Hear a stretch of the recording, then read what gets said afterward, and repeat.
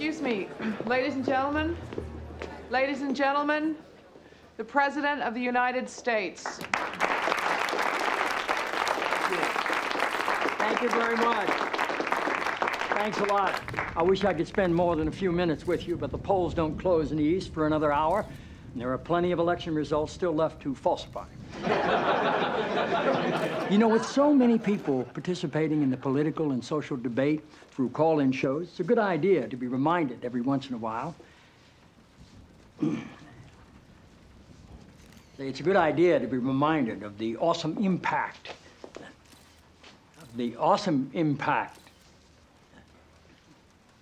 I'm sorry. You're Dr. Jenna Jacobs, right? Yes, sir.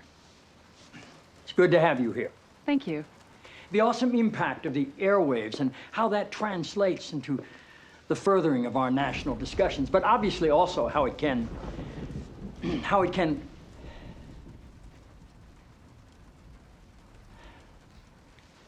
Forgive me, Dr. Jacobs. Are you an MD? A PhD. A PhD? Yes, sir. In psychology? No, sir. Theology? No. Social work? I have a PhD in English literature. I'm asking because on your show, people call in for advice, and you go by the name Dr. Jacobs on your show, and I didn't know if maybe your listeners were confused by that and assumed you had advanced training in psychology, theology, or healthcare. I don't believe they are confused, no, sir. Good.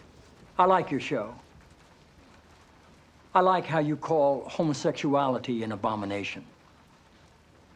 I don't say homosexuality is an abomination, Mr. President. The Bible does. Yes, it does. Leviticus. 18:22. Chapter and verse.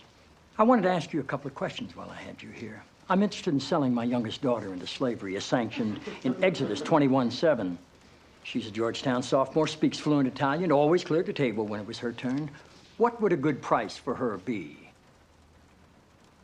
While thinking about that, can I ask another? My chief of staff, Leo McGarry, insists on working on the Sabbath. Exodus 35:2 clearly says he should be put to death. Am I morally obligated to kill him myself, or is it okay to call the police? Here's one that's really important, because we've got a lot of sports fans in this town. Touching the skin of a dead pig makes one unclean, Leviticus 11:7. If they promise to wear gloves, can the Washington Redskins still play football? Can Notre Dame? Can West Point? Does the whole town really have to be together to stone my brother John for planting different crops side by side? Can I burn my mother in a small family gathering for wearing garments made from two different threads? Think about those questions, would you? One last thing. While you may be mistaking this for your monthly meeting of the ignorant tight-ass club, in this building, when the president stands, nobody sits.